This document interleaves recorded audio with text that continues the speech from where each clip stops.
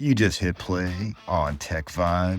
This is your front row seat to all things technology and innovation across the Pittsburgh region.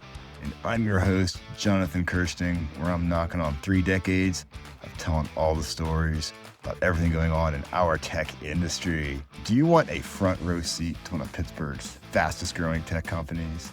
So in this episode of TechVibe, I'm welcoming Rob Brown from DataStrike. This is a trailblazing company setting the standard in IT infrastructure and managed services.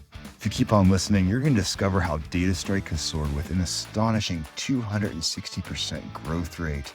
From a dynamic startup to nearly 100 people strong, Rob's going to tell us how DataStrike is on target to almost double its workforce. DataStrike is not just another tech company. They are a vital part of Pittsburgh's tech ecosystem. From ensuring your emails flow unimpeded to safeguarding your most crucial data and providing fractional IT help and CIO services.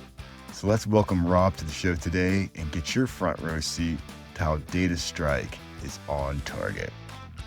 Rob, fantastic having you here in the Huntington Bank studios. I keep saying the best conversations happen right here. Yeah, no doubt. Yeah, because we focus on the companies that are just building cool stuff. Yeah. Here in Pittsburgh, it's been so much fun watching the trajectory of DataStrike. My goodness, man. Last time I checked, it was like 260-something% growth. Yeah, it was great. We had a great year last year. Yeah, it seems like a pretty good year to me. Huh? Yeah. Oh my goodness. That's just amazing stuff. Before we jump into that though, you've been building companies like this for a while. It's more than a hobby for you. Yeah, It's a way of life. It is. It's definitely a way of life. Yeah, I spent the last almost 25 years doing it, so it's been good. Been a good ride. Cool. Have you been in Pittsburgh your entire life? Moved here in 7th grade. Yep, actually. 7th Yep. grade, So, all right. yeah, my dad actually used to work right across the street in Allegheny Center for IBM. So that was how we ended up in the Berg. You got some tech in the family. We do have some tech I in the love family. that. Absolutely. That is very cool. And what got you into the whole tech scene in general and like building companies and doing what DataStrike does?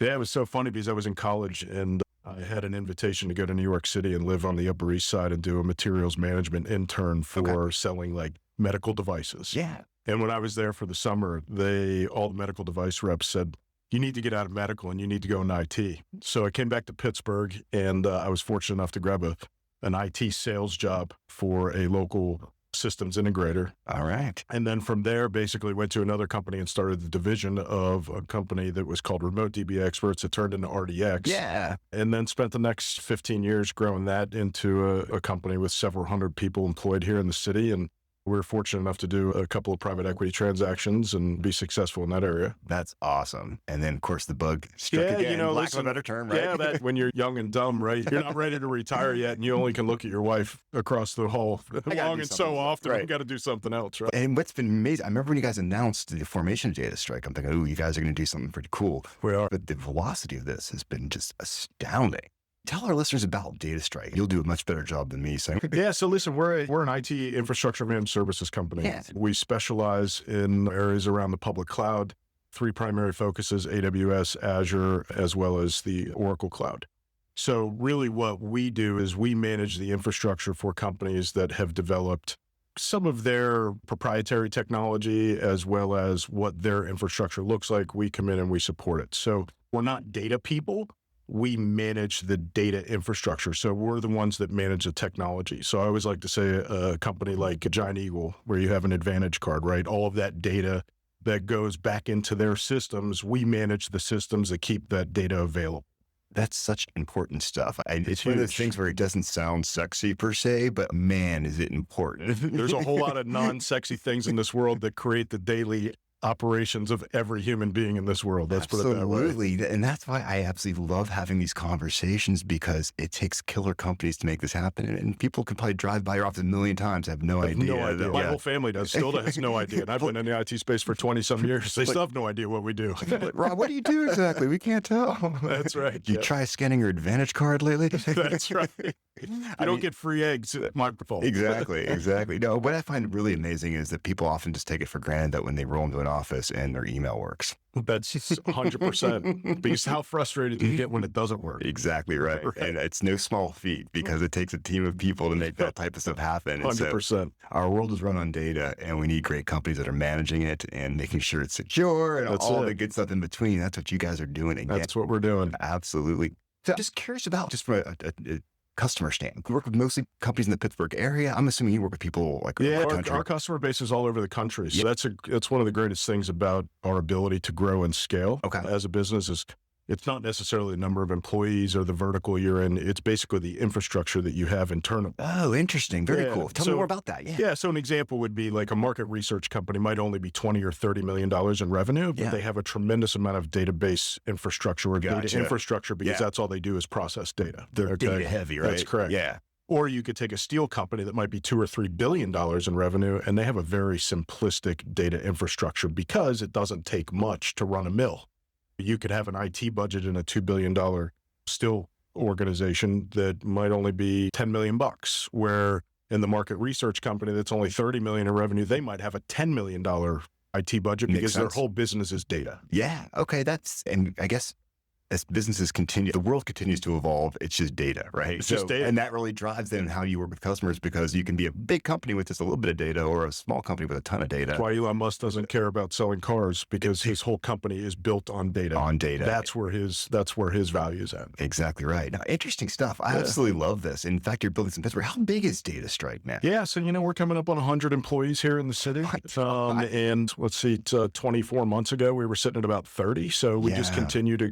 We have open recs now for a number of employees, especially locally. Yes. We are a Pittsburgh hire first company. I like that. And always will be. And that's the way we have been. That's our heritage and where we come from. We're going to make sure we put your website in the liner notes if people are looking for jobs. They can check out what you guys have going on. We get very excited when companies are hiring here. There's some crazy times right now. There's headwinds here and there, but when I hear companies are hiring, I get very excited about that. Absolutely. And I think to myself, how do you manage hiring that number of people over the past couple of years? It becomes a challenge. You start seeing people like, do you work here? Right. I got to tell you, that was actually years ago. That was one of the hardest things for me to get past was once you get to a certain point, you don't know everybody in the company. I know. Isn't that weird? And it freaks you out. Oh, yeah. Because forever it was just what I would consider a mom and pop shop. And now all of a sudden you're under federal regulation and you've got to supply certain services. And then all of a sudden it becomes a business and you're like, oh, this is great, but it was really cool before. I know. Yeah. There's that weird thing where I guess after a certain size, like it doesn't... different vibe because you just literally don't know people. Yeah, it's a different vibe, no doubt. I love that though. I just think the fact that you guys are hiring the way you are, and you're up to 100 people. Yeah, it's going to be great. And people say that very nonchalantly. Yeah, we got like 100 people. Listen, it's great to give an opportunity, and that's one of the biggest opportunities we give to folks that are in the city. Is the ability for what we would consider less seasoned individuals. We give them the opportunity, we bring them in, we train them, and they become very successful. Wait, tell me more about that, because that is something that I see so much of, where I know there's many folks where they get these blinders on around the requirement for an employee. They have to have 5 years experience. Right. They must have this and this. It's like, she can be really smart about something else and very easily trained and put into a position that could be very beneficial. Absolutely. And so you guys take more of that attitude, which I think every company should do, because I feel like you're just hamstringing yourself if you're not just going for the best talent, because skills are always going to be changing. Listen, talent's one thing, but if you ever watch in any of the episodes of Navy SEAL training and things of that nature, what they look as an ideal candidate, right? It's not the person that can do 1,000 push-ups, right? Or swim 7 miles. So I could be a Navy SEAL. Right. Damn, all right. I got to rethink this. Okay, keep going. It's the well-rounded individual, right? They're good in this department, they're good in this department, and they're reliable, and they're good, trustworthy, things of that nature. So we follow the same philosophy, too.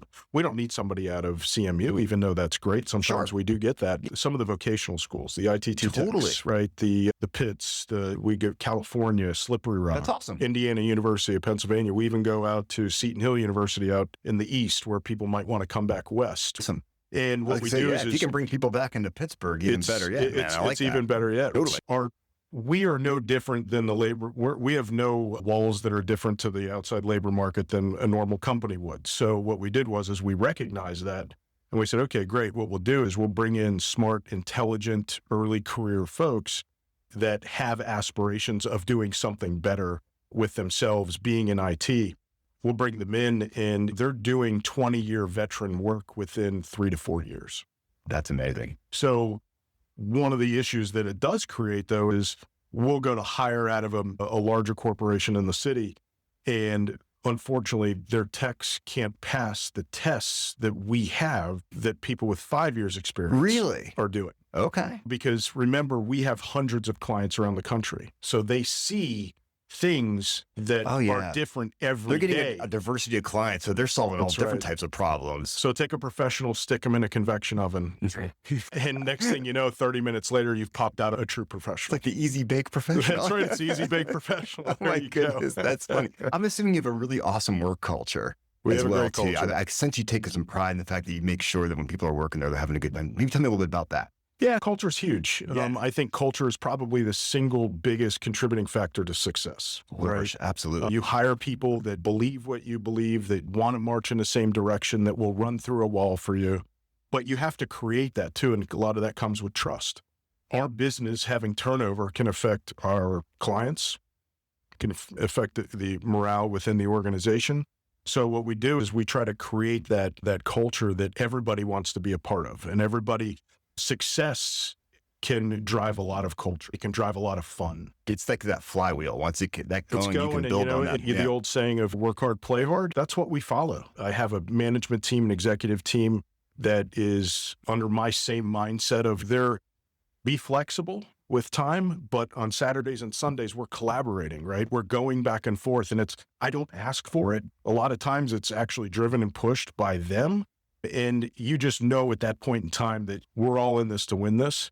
And it's just super important for success. I love it, man. So cool. Let's switch gears a little bit. I know that trends just keep changing, and trying to keep track of them is nuts. And there's a startling number out there where there's a complete lack of hiring in IT right now in some areas. And so it's really forcing people that if they want people aren't bringing on CIOs the way people want to, I guess, for lack of a better term. CIO is very different today. Yeah, and the roles have changed so much. And the idea that you need to have some flexibility with these roles as things are changing. And it's this idea around the fractional executives and so forth. And that's something that you guys have been doing in order to help for years. Your clients. And you've been doing this for years, but now it's really becoming like a thing. It is. Tell me more about the trends behind some of this, because I think there's some startling numbers where it's 36%. I wrote the number down here. So 36% of CIOs expect IT headcount to grow, but they're not really going to be hiring. It's just like, Yeah, listen, the fractional support model it's something that's very intriguing. So over the last few years, especially during COVID, and especially the last 10, 15 years, we heard of this cloud word, right? Yes. And depending on who you talk to, that's just your information in the cloud, or it's your infrastructure. What happened was the last 4 years, especially, a lot of organizations had excess money, and they spent it building out their IT infrastructure, right? Because IT infrastructure really still today is looked as a cost center within most organizations. 100%. Oh yeah, completely. So now that the money's not there, the funds aren't there, and they have had to start to downsize their teams, they've already created this awesome infrastructure over the last 5 years. Now that they've created it, now they've got to keep it. And that's where, it makes total sense. I see. And that's where the fractional support model comes in, right? Because they still need the expertise. They just can't afford to hire expertise in each individual area that they need to support and they own, right? Whether it's development, whether it's keeping the lights on, whether it's being strategic with AI, whatever it might be, they can't afford to go hire all of those resources. So where we come into play is, I like to say, you're going in for brain surgery, right? Okay. Now you have the ability to have 9 brain surgeons looking at your brain versus one brain. I like 9 brain surgeons. I like 9 brain surgeons. Right, so you get a lot of different value versus just one single threaded resource. The other thing that I find interesting about this model, I think people maybe don't always consider, is the fact that when you have these professionals out there, they're working with many different companies across industries, as your company does. Right. And so it goes back to the original point. They're actually able to bring ideas from other industries and maybe 100%. Take that knowledge, and it comes to you. Something you wouldn't get. Because I know a lot of times when you have somebody that's dedicated 100%, you get very myopic about solving just the challenge in front of you, and you're not really seeing the full environment, right? That's correct. So you're having folks that are coming in with a full environment. They're like, wait a second, we used an AI solution at this place. Didn't work, or maybe it would work for you. I just feel like you're going to get better ideas. You do. You get more consistent, good, knowledgeable people. Okay. For instance, we do a lot of patching and a lot of upgrading of software, right? We have a lot of clients. We see a lot of infrastructure. We know that if you go to follow this security patch in Oracle, that it's going to crash these three things. So when it comes to customer B and they say, listen, we need to apply this security patch, we go, whoa, let's park the brakes here. Let's test this within your environment, because we did have another client that brought down these three things, what I'm thinking about. Exactly. So it's being able to be proactive versus the reactive, oh my gosh, things are on fire.